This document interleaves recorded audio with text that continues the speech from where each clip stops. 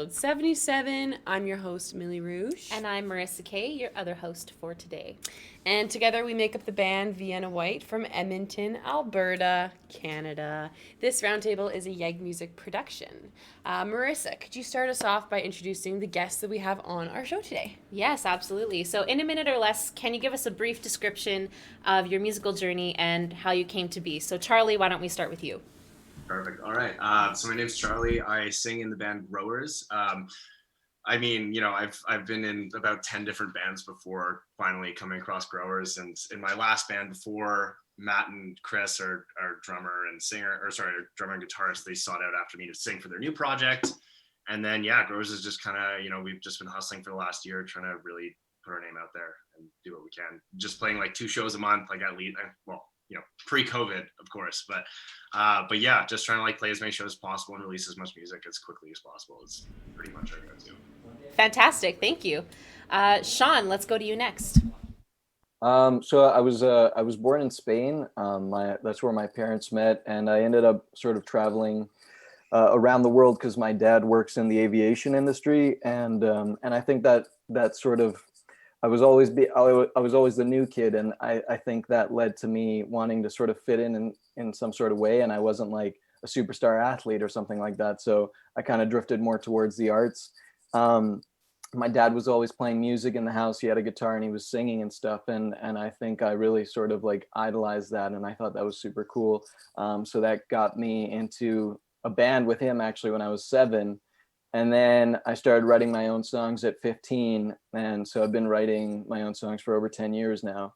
I moved to Montreal, and that's really where I sort of found my voice, like sonically, like the quality of the tone that I use for singing, and also just my lyrical perspective and everything like that. So yeah, that's me in 40 seconds. Awesome, thank you so much for hard. that. Jerusha, let's go to you next. Hi guys. So I am born and raised from Toronto. Traveled quite a bit. I actually started my career in acting. So I wasn't, the typical journey for a lot of people, discovering music. I did acting professionally all the way up to, I would say, 22, but I was doing music on and off, corporate gigs, wedding gigs. And then I decided to professionally become a songwriter and also makeup artist. So I was doing that for a little bit of my time for the past 3 years. And then suddenly in 2018, I was working with J. Cole, Dreamville in LA, songwriting, networking, singing, working with some of the best artists known. And then I decided, what the heck, pandemic came and I have nothing better to do. I'm not doing a new project or anything, to just launch being a soloist this year. So I've pretty much been launching my whole career by myself, and just kind of still using the songwriting and all the other things I've learned along the way, but just kind of, launching everything, which is great. I support indie. So, hey. Amazing. That's fantastic. Yeah. Thank you so much for sharing. Leanne, can we go to you next? Hi, I'm Leanne from Winnipeg, Manitoba. I split my time between Winnipeg and Nashville. That's where I'm right now for my music room. I have been into music since I was 4. I first started singing at the age of 4 and then was in musical theater for years. And I've been doing it ever since I graduated from university. And my fiance and I were recently on the HGTV show Property Brothers. And so they redid our house here in Nashville. And this is my awesome music room. And I just love music, and I love how it brings people together. And I mean, look at us right now, all connecting. I think music is a wonderful thing, and happy to be here. Oh, that's so cool. Thank you so much for sharing. Alyssa, let's go to you next. Hi, so I'm Alyssa Messina. I'm from Toronto, Ontario, and I was born and raised here as well. It's funny because I also, I grew up and I was inspired by Celine Dion actually at the age of 5. Like I was like, I want to sing like her. And so I just, I've always been singing ever since I was little. And, I went to high school. I got into theater and, did acting for a few years. I studied theater and drama. And then all of a sudden, I went back to music and I know COVID has been tough, but to be honest, I think it really has inspired me to spend more time with myself and my art and my craft. And so, yeah, COVID has really actually helped me build my music career even more because I spent so much time with myself. So, Oh yeah, we can relate to that for sure. That's fantastic. Thank you so much for sharing. And last but not least, let's get Tommy from the Carbons. Hey guys, yeah, I'm Tommy. I play in a rock band. I play guitar and I sing. And I initially started on drums. Actually, I saw this little kid on TV playing drums, and he must have been 11. I was 9 at the time, and I thought I want to do that. And about 2 years later, I started playing drums.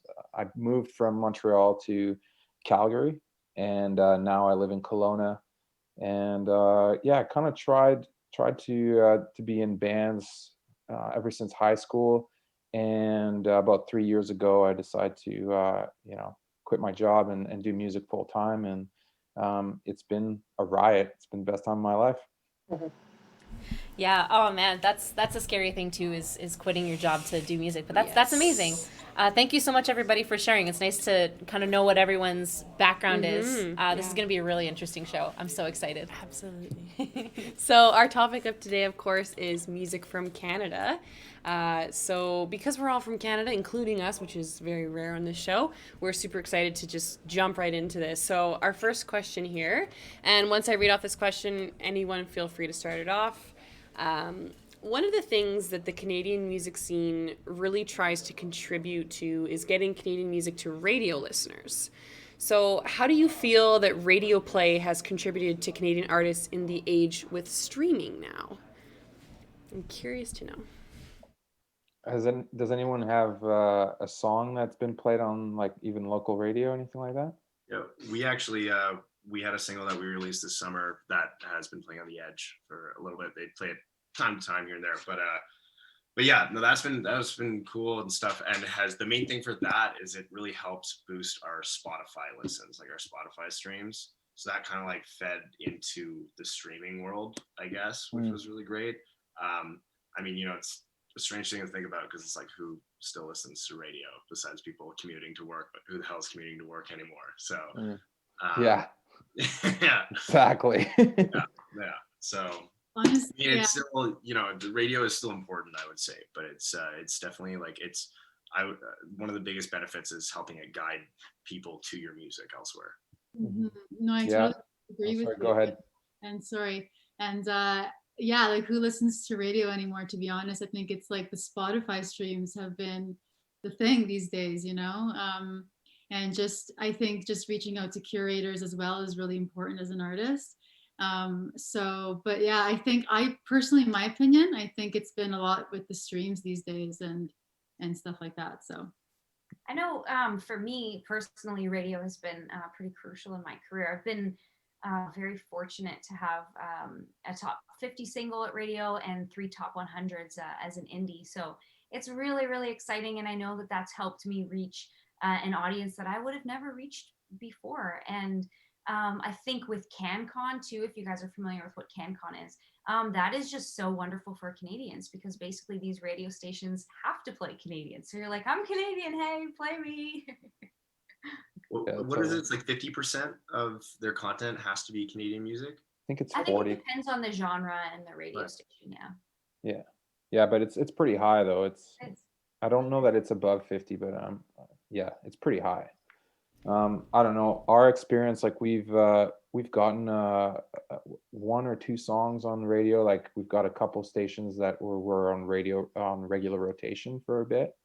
One actually still has us on regular rotation, but yeah, it's been. I kind of agree with Alyssa. Like it's more about Spotify right now, and I wouldn't say to ignore radio completely, but when we first started the band, we were all about like, let's try to break the radio, and we're going in there, and we had a full length album already recorded, and we're trying to get played, and everybody's just kind of turning us away, and I think the music was decent, and even the newer stuff that we've got, like we collaborated with a rock band called the Trues in out east, like from Hamilton. And that's when we kind of started like getting a little bit more respect in the radio stations. But I don't know, it's pretty tough to break in there, in my experience. Yeah. Whereas like, yeah, Releasing a Spotify, song to radio is very expensive too, especially if you want to Yeah. invest in a radio tracker and promo and a radio tour. It can really add up. So with technology right now, artists being able to just sit in their homes and release new songs digitally and have the world hear it is unbelievable, and it's so much cheaper than releasing to radio. It's actually mind-blowing how many people you can reach sitting in your room recording a song. Like it's amazing. I recently released a single called Contagious, and within the past couple of weeks of being added to Spotify playlists, it surprised me to learn that my song is most popular in the Philippines, which is amazing. I was like, whoa, how did it get there? that's cool. I was like, it's just so cool, the options we have as artists nowadays in comparison to even just 5 years ago. It's crazy, I think anything is possible if you just keep pushing pushing and working hard. And you're spending a lot of time marketing, sending emails and pitching your song and stuff, but I think that's what it's all about. Yeah. That's the hard part, right? So Yeah. And I think you also touched on a really key thing, is that it's really who you know, and how you build that relationship.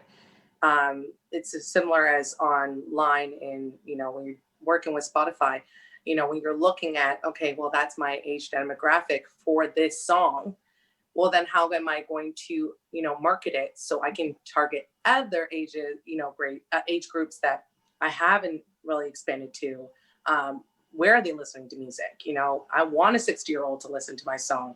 If it's a jazz song, get it on a jazz radio, because that's where they're going to listen to it when they're going to sleep. So there's so many things that, allow the modern day artist to network and also navigate this scene, to better promote themselves, without having, maybe a label or set manager if they don't have that.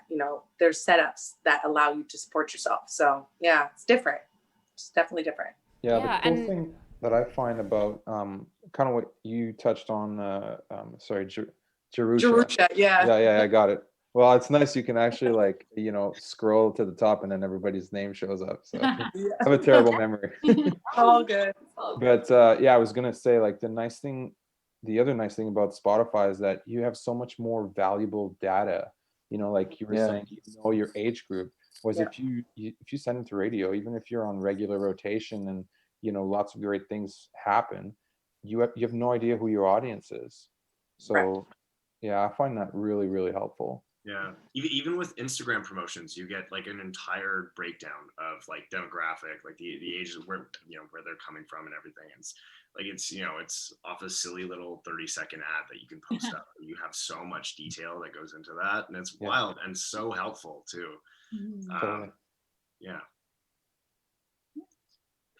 Yeah, I really I haven't said anything because I haven't had anything on radio or anything. It's something that I'm kind of looking at now, I think it definitely has to do with I believe it was Jerusha that said about building relationships, and I think that's something that you really need to sort of do, and I'm sort of working on that. But this whole quarantine, I think something that really helped me out was Instagram and Facebook ads, and it's something that I'd been dabbling with for a long time. Like for the last like 3 or 4 years, always just like, oh, let me promote this post on Instagram because it says promote or whatever. But during this quarantine, I actually took the opportunity to educate myself a lot on Facebook and Instagram marketing through various YouTube channels. And I think that's what's given me all, like, basically I would attribute just like good songs and like good songwriting. But then aside from that, there's a saying, it's like music is 90% marketing and like 10% music. And I've like, that's shone through so much during this quarantine, because that's why I think that's mainly why I'm here, because I don't think you guys would have heard me if it wasn't for like Facebook marketing or Instagram marketing or that kind of stuff. And yeah, I think, I don't know, it's really cool too, because I think it was I think it was Charlie who touched on it, which was like, you know, your songs are playing on the radio, and it's like you're just kind of like punching in the dark at, like, who knows like who's listening, you know what I mean? Whereas with like these Instagram and Facebook ads, you can like directly like, well, first of all, you can start very broadly, and then you can see what starts working, and then you can just target people, and then it's basically like finding the people that are looking for you, you know what I mean? Like they've been looking for you their whole life, and they didn't know you existed until you showed them and you found them, you know what I mean? That's kind of how I see it, is like it's actually it's a mutually beneficial relationship. That's really good. Yeah, that's a really good way to look at it. Like they've been looking for you their Yeah. whole life, and now you have a platform we can find each other. Yeah, exactly. That's because Guys, so romantic. just to riff off what you guys are saying. It's just basically, you know, if we were accustomed before, obviously, all these platforms to just having that interaction, that one-on-one hand, going into a bank and seeing a teller. It's the same thing as feeling the satisfaction of knowing like we have the faces. Like when you go on YouTube Live and you're seeing, oh, okay, you're from Philly, Cassandra from Philly. It's just that kind of satisfaction that I'm touching that, you know, those locations. And also just not only that, you know, expanding your horizons. I was, you know, on a platform for live hosting to do music and my talents. I built up a email list, contact list for DJs that are in with radio stations that are within North America, just because they'd be walking in, they'd be like, oh my gosh, she's so cool. Like she's a singer, love her sound. And then boom, boom, boom, exchange. And I'm like, hey, listen, I'm launching my remix. Would you be able to play this when you're on the radio? Or would you be willing to play this when because in the States, things are open. They can have a club open and you're just like, great, can you play my song while you're in the club? Because we're kind of on lockdown. And so it's one of those things where I really think this is the ticket to inside the door to your opportunities, you know, building that, you know, that wall that we usually had where you needed an A&R, you needed a label, you really needed a team to really get into those doors. We're literally having that first access into people's homes. So it's wild. One thing I'll add to actually what Jerusha mentioned there is not only like are those connections forming, but then like, you know, somebody might hear you before somebody could hear you on the radio, but you'd never know their opinion or what they thought or how they felt about you. But now, you know, I get DMs. Like the other day, this week, I actually got a DM. This guy was like, you know, I'm from like Slovenia, and like this summer I actually met my like now girlfriend, and like throughout the whole summer, like I was like falling in love with her, and like I was listening to your song, and like every time I listen to it, like it just like it gives me those feelings, you know. And like, and I was like, holy shit, you know. He's like, you know, and if we ever get married, like I'd love for you to come and like play that song and stuff. And I was like, you know what I mean? Like that's something like you're just like, holy shit, like my music, like when you start being like, my music is just like, it's outside of you now. And then like, I don't know, but the fact that these people now, you can like see their faces and you can see them smiling, and you see like a picture of them with their girlfriend and be like, I contributed to that in some way or something. Like it's just like, holy, I don't know, it's That's magic. amazing, man. Yeah. That's so freaking adorable. Oh my God. You're like their Fair John enough, Mayer. Dude, I freaking love John Mayer, man. Yeah, me too. John Mayer is my John Mayer. Oh, that's great. Well, and it's funny that you bring up John Mayer, because I mean, in Canada we have huge artists like, you know, Drake, Justin Bieber, The Weeknd, Celine Dion, like Alyssa was saying earlier. Yeah. And I mean, like we've had our own attempts at Celine Dion, but anyway, we're gonna go past that because voice cracks are not a thing. So anyway, so we have all these big artists in Canada that are known worldwide as like Canadian artists that represent Canada. So as a Canadian artist, what steps do you think that they took to get to that level? Because we've talked a little bit about kind of connecting with fans and kind of getting those moments, like you were saying, Jerusha, and like you were saying, Shawn. So what do you think that those giant celebrities took to get to where they were, to be recognized as a Canadian artist worldwide? I would definitely, I'm sorry, I just wanted to dive right in because I'm like eager for this one. This is a great question. I think everybody has a different story. I think everybody has a different outcome. It's what you expect out of it in terms of what you're willing to give and sacrifice. But I think a lot of times, a lot of the perception of, Canadian music and making it big is that I have to make it somewhere else to be recognized by my own country.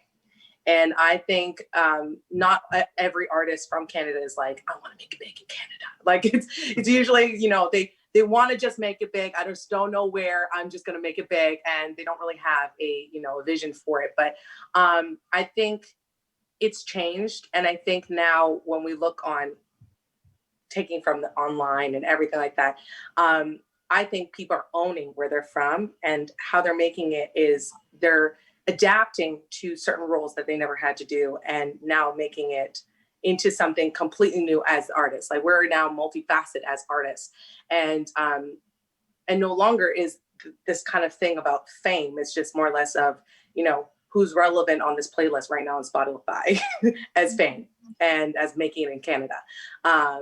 And I've noticed that because when you scroll down, Instagram or anything, and you're noticing people's plays and stuff like that, and their success on just how many streams, this is crazy.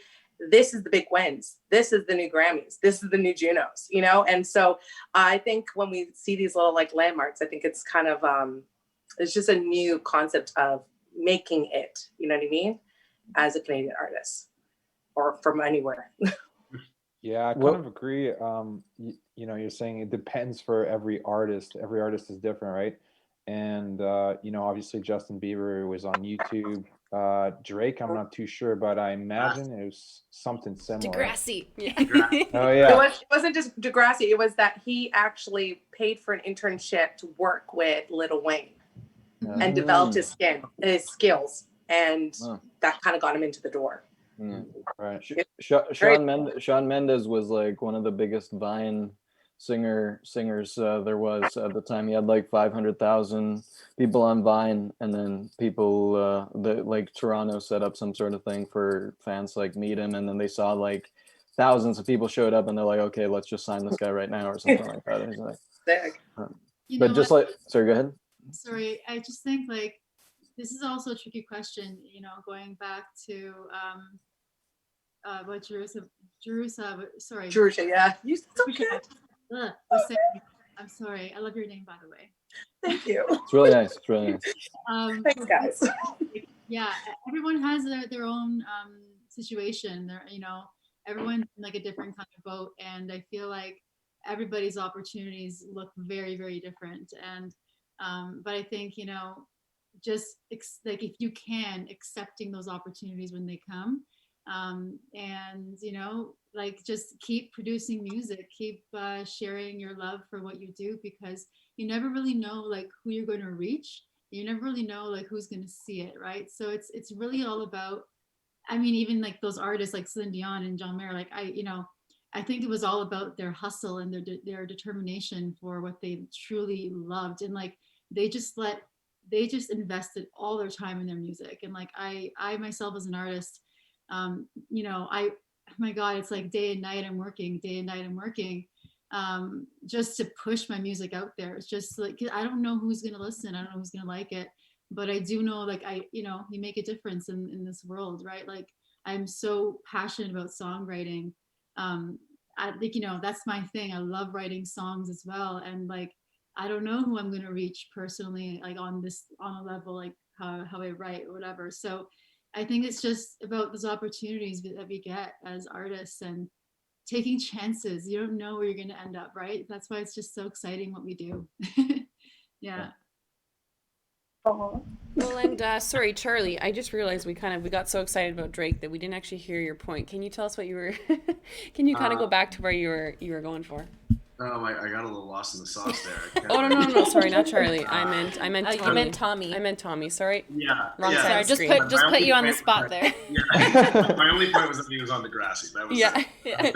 Sorry, Tommy. Yeah. Can you kind of continue where that train of thought of where you were going at? Oh yeah. I was just kind of saying that, I agree with everybody in terms of, it depends where, like it's different for every artist, and I think it could have to do with genre as well. Like depending on your genre, you might have a different path.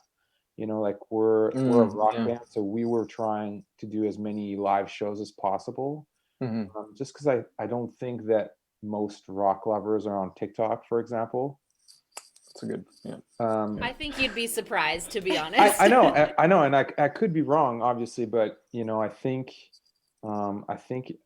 yeah, I just think that every artist has a different road, and somebody else earlier was saying that, I think maybe it was Alyssa was saying that during quarantine she's become like closer to music because she's at home and stuff like that, and I've definitely found something similar. Now that I'm not booking gigs for our band, I've all this time like that. It literally takes the most time out of everything is like Hmm. booking gigs. So ever since COVID happened, yeah, we've just been writing more, and we've been like making our own content. Like we did 2 music videos over the summer, and we filmed it all ourselves. And yeah, just writing. We started recording now. We have a song that's coming out in a couple weeks that we recorded it all in this room. Yeah.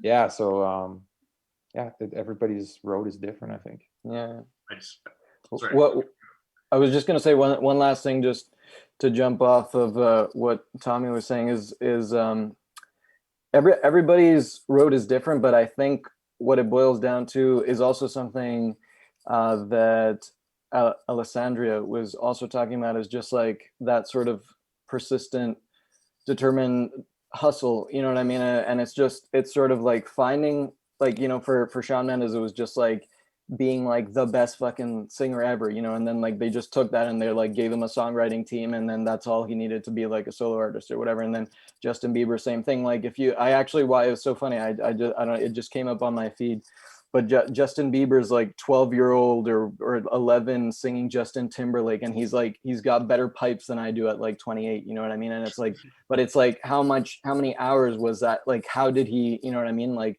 and it's like, no matter what your path is, like you just need to make sure that you're constantly improving, and that like you've got a freaking product that's just like gold. You know what I mean? And then again, like Alessandria said, is like, so now that you've got the gold product, now it's just like you got to keep being consistent, and you can't give up, and you got to like keep making these people feel like there's like always going to be something that they can look forward to from you. Like for I don't know, for like Justin Bieber, like they picked him up really early, so it was just like, it was the corporate machine that was like one after another, so like the fan base was there. For Shawn Mendes, it was like where he was starting was like consistently posting on YouTube and consistently posting on Vine. Like it was that consistency. Doing something amazing consistently is gonna like lead to results, and I think that's what Drake and every single one of these people is just like, you find your sound, you find like what you're freaking good at, and then like you just do it a lot and make sure that everybody knows about it, and then eventually the right people are going to start hearing, and that's going to give you Well, and it's interesting that you bring that up too, of like getting your music out there, making sure you have a really good product, because we actually got a question from Reddit here, from Donnie's Diabetes. That's just their username. They said, so they asked if you think independent music, because it's becoming more accessible, do you find that it might be more susceptible to plagiarism? Like, do you think plagiarism is going to be something that we're going to have to really worry about nowadays, because there's so many songs coming out, way more than there ever has been before? So what do you guys feel about plagiarism in the age of music that we're in right now? Yeah, I think it's been happening for years and years, but you don't ever hear about it until somebody gets caught with a song that's already huge, right? Nobody who's an indie artist is gonna try to sue Drake, even if Drake like has a song that's really similar to you, because probably will never hear about it, right? Mm-hmm. And there's a difference between intentional plagiarism and just a happy accident, because how many chords can you really use in certain genres, and how many times can you say a certain thing to make it sound unique? It at some point it's kind of bound to happen and have something sound similar. But intentional plagiarism, I mean, that's just silly. Like, come up with your own ideas. Yeah. I don't know. I think for the most part, it's just it's not like a viable long-term, like to make it, like you need to have like a viable long-term consistent sort of plan, I think. And I just don't think that that's like a very consistent, it's not a good long-term solution.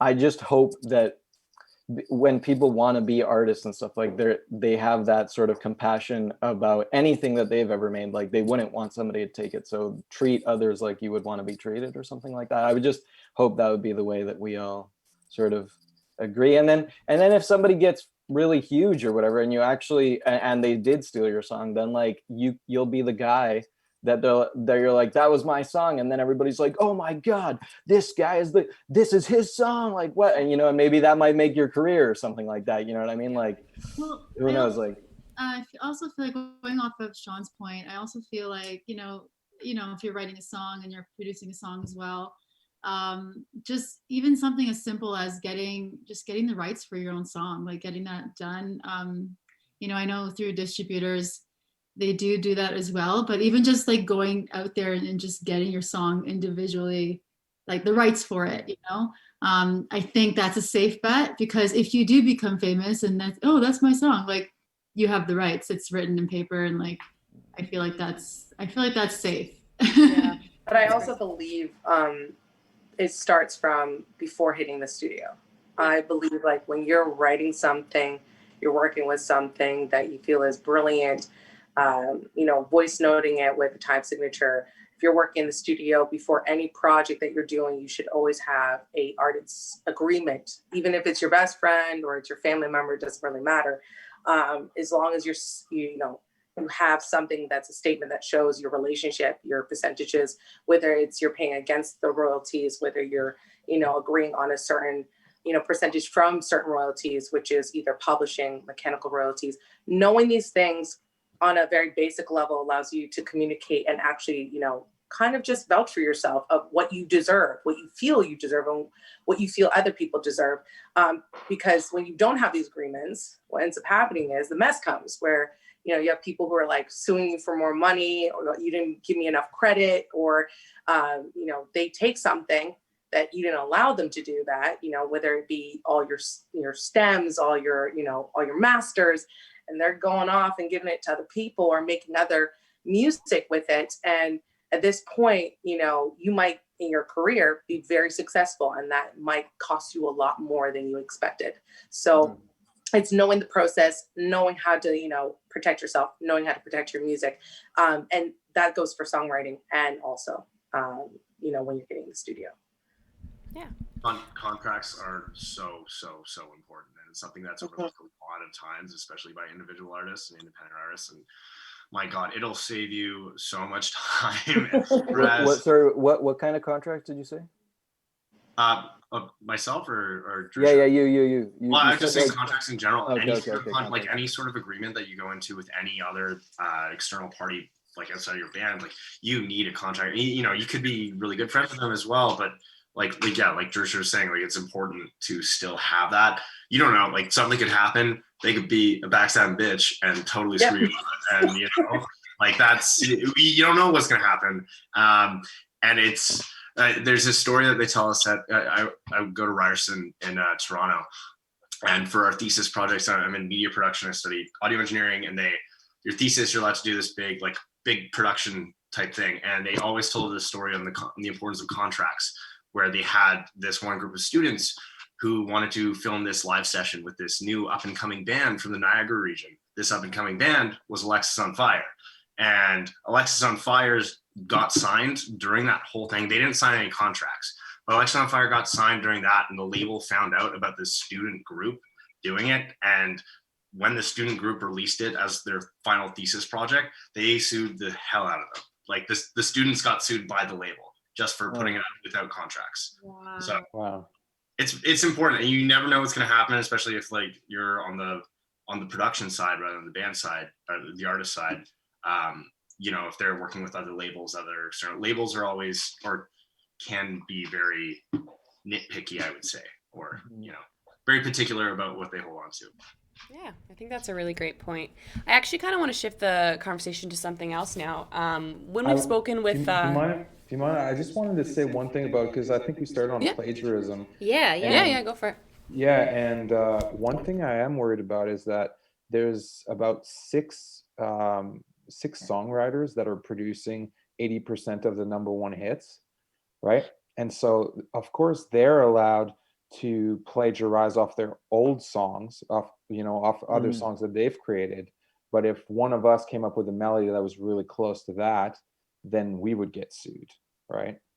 Mm. So because they're like churning them out over and over again and basically have a monopoly on this certain type of melodies that seem to be working on the radio.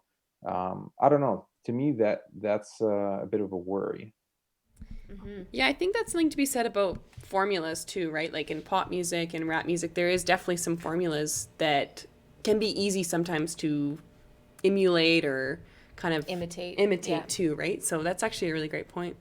I want to chat about Canadian grants. I kind of want to see, because we've had different roundtables where we've chatted about grants and how money's not so accessible. But I think in Canada, we're actually pretty blessed with grants. So I want to know, first of all, it's kind of a two-part question. So I want to know if you have gotten a grant, can you kind of expand on the process of it?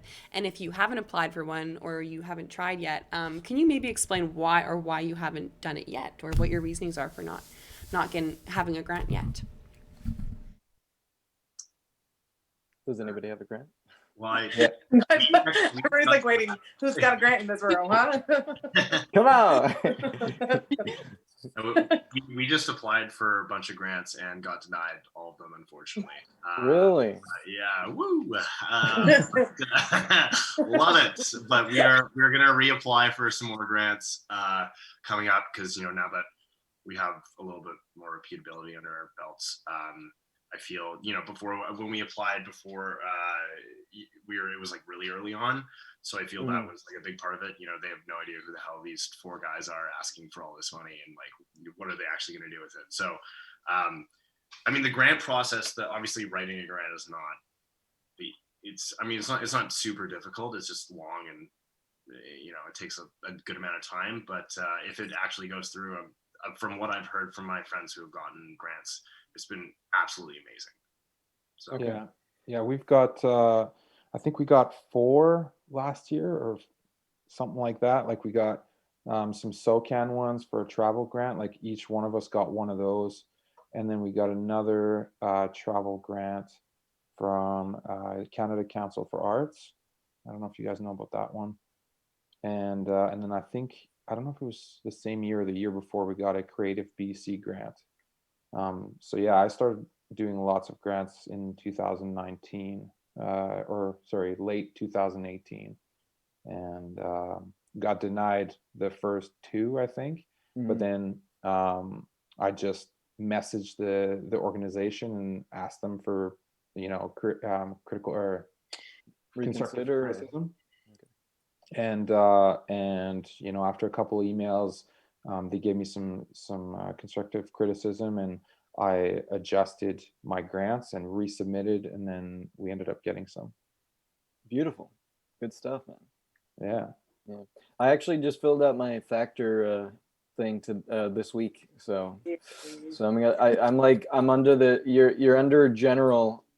For anybody who doesn't know, I think you're automatically under the general. There's 3 levels. There's general, artist 2, and artist 3. And like I thought like artist 2 or something like that would be like kind of, I don't know, maybe more easy, but like both 2 and 3 are like, you're like a superstar. Like you've got like millions of it's like streams, you've got like a bunch of sales and all this kind of stuff. So like, I think, but I don't know exactly now like what it is, but I'm assuming there's like a variety of different grants that might like help certain, like for a singer songwriter type, you're gonna apply to more like maybe like marketing or like to do a music video or something. But you guys as a band, like travel expenses, like to go tour or something, that might be more important. You know what I mean? So anyway, I'm kind of excited to try to embark on this journey and see if I can get some money from the government. Oh yeah. So yeah. Good cash up. Basically. For people who are applying and you're Canadian and you're ethnic, there's amazing grants. We just have a new one that popped up, and it's the Canadian Black, like Hall of Fame for Mm. Canadians that are, Black.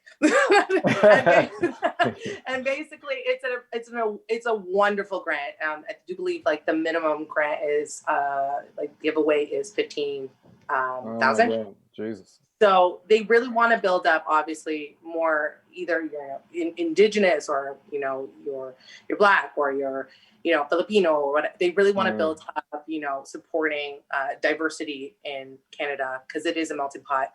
So they have had a truckload of new forms of grants. This one is developed by SOCAN. So this one is going to be launching in late November. And so I'm going through a whole bunch of other grants. I've also done the Factor. So I'm like, both of us are like, wish you luck, Shawn. So it's just kind of one of those things where there's a lot of, mainstream, but there's also just really focusing on, certain individuals in certain communities. And I really think that's what's so unique about Canada. And I appreciate so much about Canada is that they're elevating certain communities that tend to sometimes be overlooked. And I just feel like it just kind of gives us, a new way of showing, more culture in, especially when it comes to radio, what's put out there, what that money, can do for that community. I have close friends. They're one of my favorite bands. They're like, they're called Red, and they're an Indigenous hip hop group. And I remember their process through grant writing, and it was just like nuts. But it was just like, I think it was about 10 years ago that they were grant writing. I was like quite young. So it was just like, with that process, they didn't have a lot of options, and their music wasn't like the mainstream marketable, like we're going to see that money come back. You know what I mean? These people are going to be famous and everything. So I think they had to adjust, to really kind of grow with the artists that are coming out of Canada.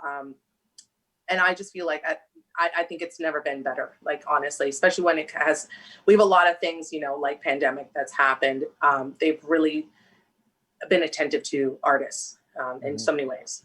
So yeah, definitely. A lot of the album grants used to be you had to have 12 songs, and now they've knocked that down so it can be an EP, which is also growing with the industry and the times, which is a beautiful thing. So good. Yeah, absolutely. And we've discussed this before on other roundtables with other musicians that we've met from big cities like Montreal, Vancouver, Toronto. We all know that there's a lot of competition in big cities like that. That's not a surprise. And sometimes that can be intimidating to artists when they decide to start a music career in a big city. So how do you separate yourself from the saturated music scene? We wore jumpsuits on stage. That was yes, Nice. Charlie. Jumpsuits and wrestling masks is kind of Nice. yeah. Wicked. I don't know if you're being serious or not. He's totally being serious. He's being 100% Yeah. serious. I'm dead fucking serious right now. Yeah. Serious. Yeah. We started with different themes. Like we wanted to do like a different theme per show. So we had planned on the jumpsuit one. I was like, okay, that's it. We don't want to do anything else. But the first one we did was Step Brothers themed. So Oh my gosh. Oh my goodness. By the end of this like hour-long set, I took off my sweater vest and I'm wearing like a button-up dress shirt underneath that's tucked into dress pants. I have a sweat outline of a sweater vest. That's what stands out. That's how you get noticed. Commitment. Good stuff. Let's see them armpit sweats. Oh Lord. It was great. It was really great. I love Step Brothers. It's like one of my so favorite movies. You can call them dragons. Early Will Ferrell. Ferrell. Yeah. But, one thing I was gonna say, well, for me, like personally, what I think helps me stand out, like I've gone to a lot of like open mics and done like shared shows and stuff like that, and for me, what I feel sets me apart is just like I just give it like 120%, like just, and you can see like moving and like dancing, like when playing the guitar and like just like blowing my voice out almost like, but like in a sort of like healthy way, but like singing with like this passion of like, oh my God, like this guy, like he really freaking believes it. Like, he's telling the truth, and like, I think that I might not be like the most technically gifted like singer or like guitar player or anything like that. But like when people see me, they're like, that guy is telling the truth, and like, And I don't know, that's for me what I think. But like, I'm not trying to like escape like the set, like for me, I'm in Montreal, so I don't know. In Toronto, it's probably like a way like bigger, like dog eat dog kind of situation. But like, I feel in Montreal, especially this summer, because of quarantine, all the open mics, they didn't cancel them, they moved them out to the parks. And it was actually the best thing that ever happened, like for my music, like in terms of like networking here, because it, like at these open mics where maybe like 15 or 20 people would go, it was in the park, and then it was like 15, 20, 30, 40, 50, and like by like the last few ones it was like 200 people at the park and stuff like that, and just like gaining like tons of followers. And then like anybody that was good, I'd be like, hey man, that was freaking amazing, or like, hey girl, like that was fantastic, or like whatever. And just getting their stuff. And like, so then like that way, instead of like competing, like it's more like we're a team, and like everything that you put out, like I'm behind it, like I'm sharing it, I'm commenting, I'm liking it. And like, and once you establish those, and it's not like just bullshit, like because I'm going specifically after people that like touch me with their music, like that's just fantastic. So I want to follow them, I want to be their fan. And if you establish those connections, like, and join them instead of like try, you know, whatever, I feel like that's just like so powerful, because then you're amplified to like way more people. And then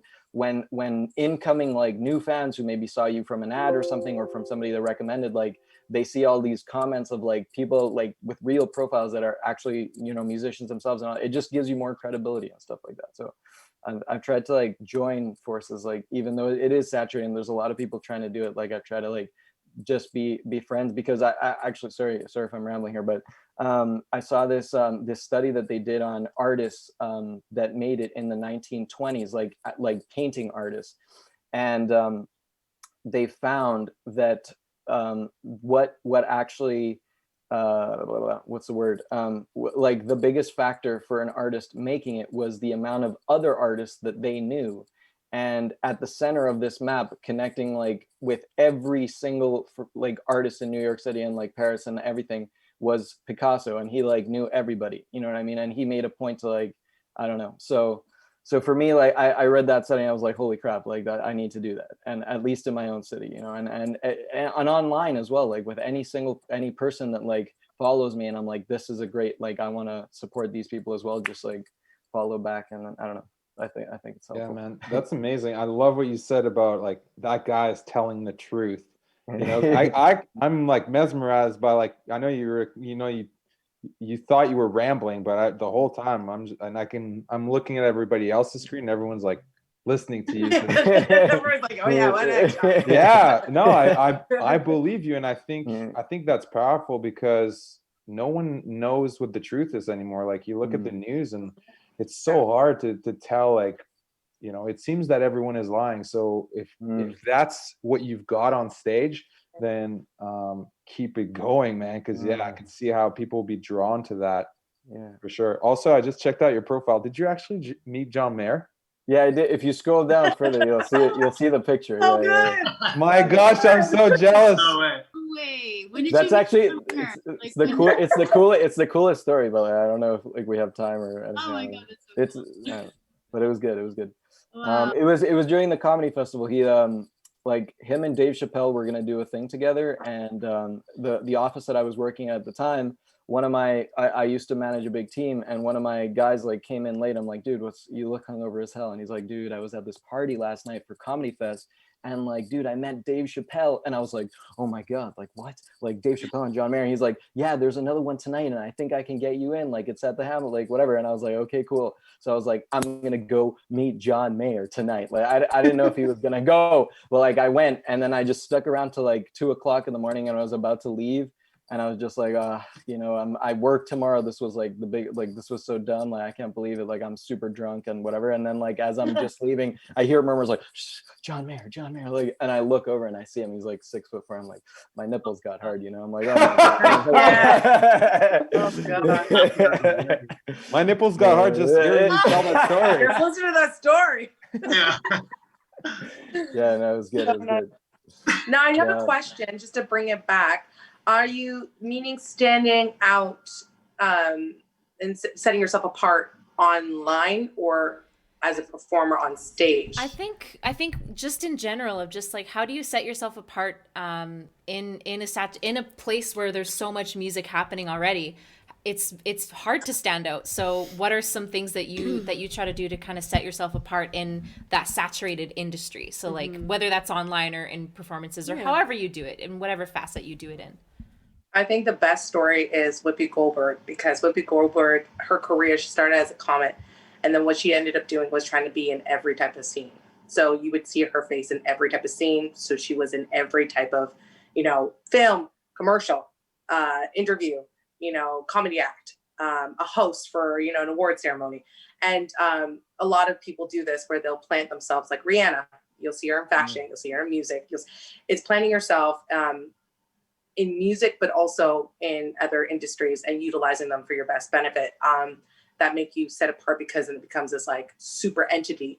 But I think what is really cool is what I found is effective in being a songwriter, because you have to write for different variations of artists. You get comfortable with being able to, adapt to different types of genres, even though maintaining your natural tone. You look at Sia, she's written many different songs, Diamond, different types of songs for different artists, but when she sings it, it's her sound. Mm-hmm. You're not changing your identity, you're not changing your sound, you're not changing the way you have certain inflections, but it's for a different genre.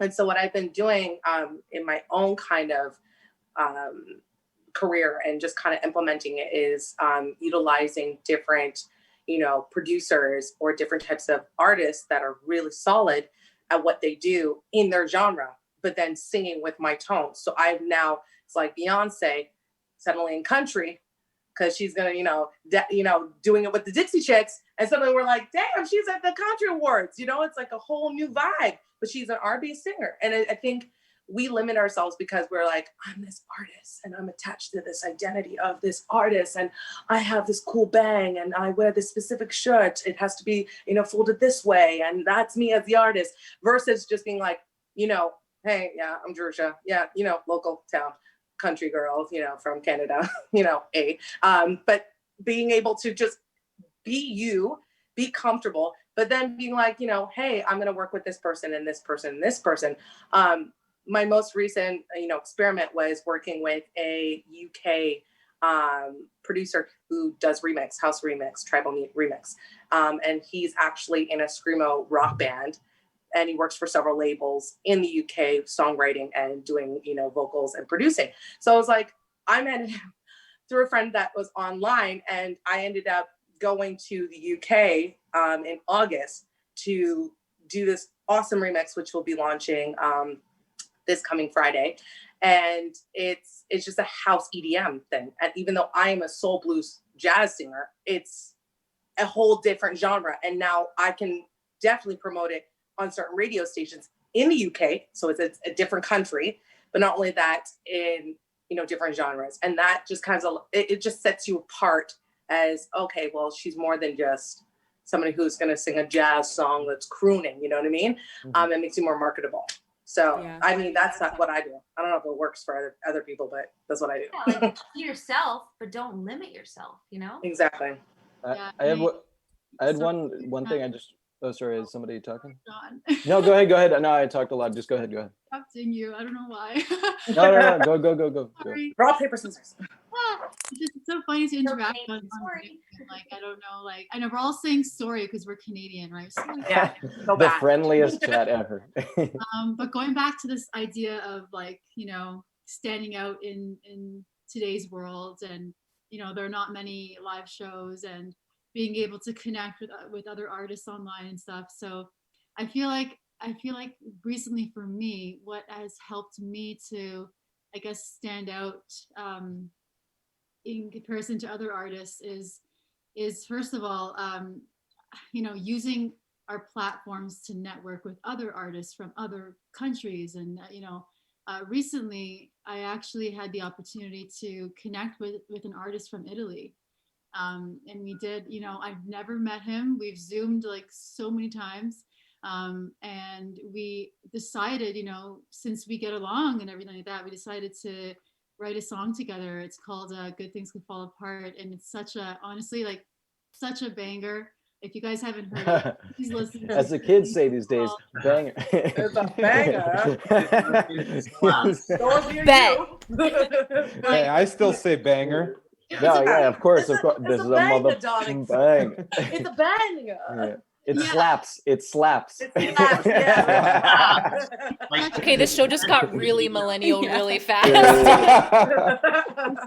But I'm saying the point is like we've never met. We wrote a song together, you know, over Zoom and everything like that. It's I think doing something like that can make you stand out. You know, like you're an artist. You can record. I record in my room. I learned how to do that because the studio shut down because I wasn't able to go to the studio.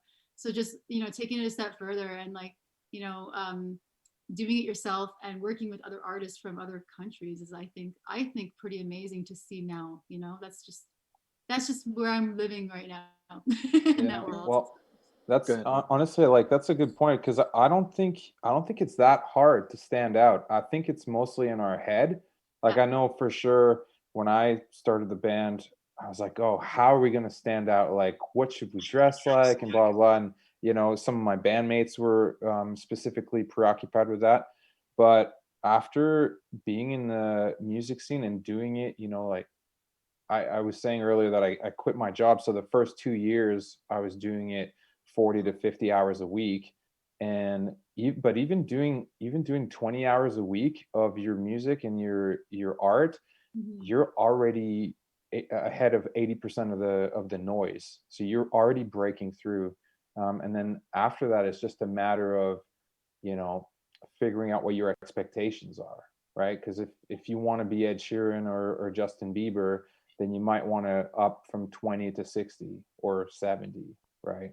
And also you might have to figure out, okay, am I in the pop genre, right?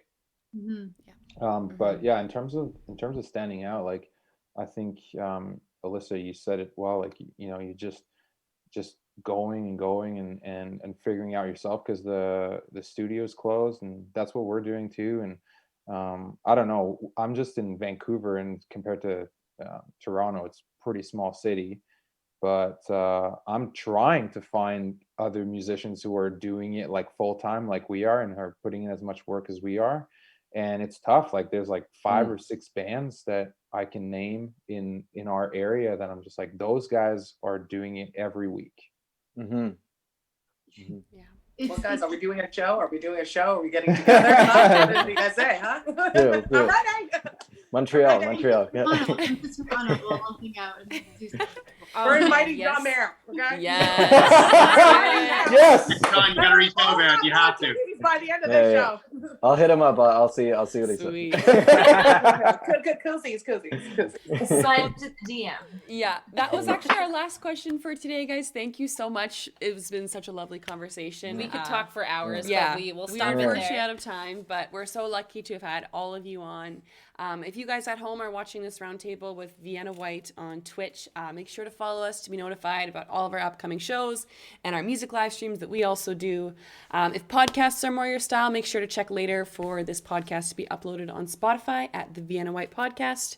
And check us, well, I guess this will be on YouTube, so that's a dumb thing to say. I'm Millie Rouge, one of your hosts. And I'm Marissa Kay, and your other host from the show today. You can find our band on the internet at www.viennawhyte.com. Vienna like the city, White spelled with a Y, because we're trendy and we're from Edmonton. And you can also find us at Vienna Whyte on Instagram and at Vienna Whyte basically everywhere else. Yes. So we're going to close out the show here today. Now we're going to get each of you just to quickly say your name once again and where our audience can find you on social media. So let's start off with Shawn. So my name's Sean Hazard. The 2 platforms that I focus on the most are, well, actually 3 kind of, but Instagram I'm really big on. So if you want to know whatever's happening in my life, or like what's going to be coming out, or like any updates, or just like what I'm doing on a day-to-day, that's the one, and it's just Shawn Hazard. Are you guys gonna like spell it out or whatever on like the? It's all spelled out in the title and Yeah. everything. Okay, You're okay, good. so you guys can see the link below or whatever. But yeah, so Instagram and then Spotify, same thing. Shawn Hazard, check that out. And then on YouTube, I have a few cool videos, and then it's Shawn Hazard as well. So just Shawn Hazard everything. Fantastic. It's all about me. Solo artist, And no John bad. Mayer. Yeah. And Tommy, can you sign yourself out? Yeah, sure. I'm Tommy. I play in a band called the Carbons. So it's just the and then the element Carbons. And we're active on Facebook, Instagram, YouTube, and Spotify. And if you Google the Carbons, all those will pop up. Awesome. And Charlie, can you sign yourself out? Yeah, thanks. So I'm Charlie Joy, singing Growers, band based out of Toronto. We have, just plug a couple things really quick, I guess, but we have a music video up right now. That's our most recent one called The 90s, which is the song that won the Edge's fan favorite for their summer song video contest. So check that out if you can. We have worked in the studio to record an EP in like 3 weeks. Very excited, COVID permitting. And then Halloween, we're dropping a little spooky surprise. So Spooky, scary skeleton. And Leanne, can you sign yourself out? Yes, I'm Leanne Pearson, and you guys can check me out. I'm just at Leanne Pearson on Instagram and Twitter. I post a lot of very random things, funny videos of my cat, just the typical stuff. Lots of music videos on YouTube, tons of music on Spotify. I'm on Facebook as well. Let's be friends. Yay! Can cook 1 minute rice in 58 seconds. I can. You see me do it. Amazing. Awesome. And Jerusha. Hi guys, I'm Jerusha. You can find me on my website at jerusha.com. You can also subscribe so you can find more about any live shows, gigs. My two main major platforms are Facebook and IG, and that's Jerusha Music. You can find me anywhere. I have a coming single that's a remix for my latest single, Body Thoughts, and that's launching midnight on the 9th, this coming Friday. And the music video will be followed in November. So some delicious goodness. And yeah, don't be a stranger. Yay. And I Alyssa. didn't mean it to sound creepy. Sorry about that. It's like, oh shit. I was like,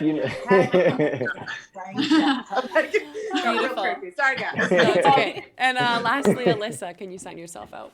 So yeah, Alyssa Messina, and you'll find me on Facebook, on Spotify, on YouTube, on Insta.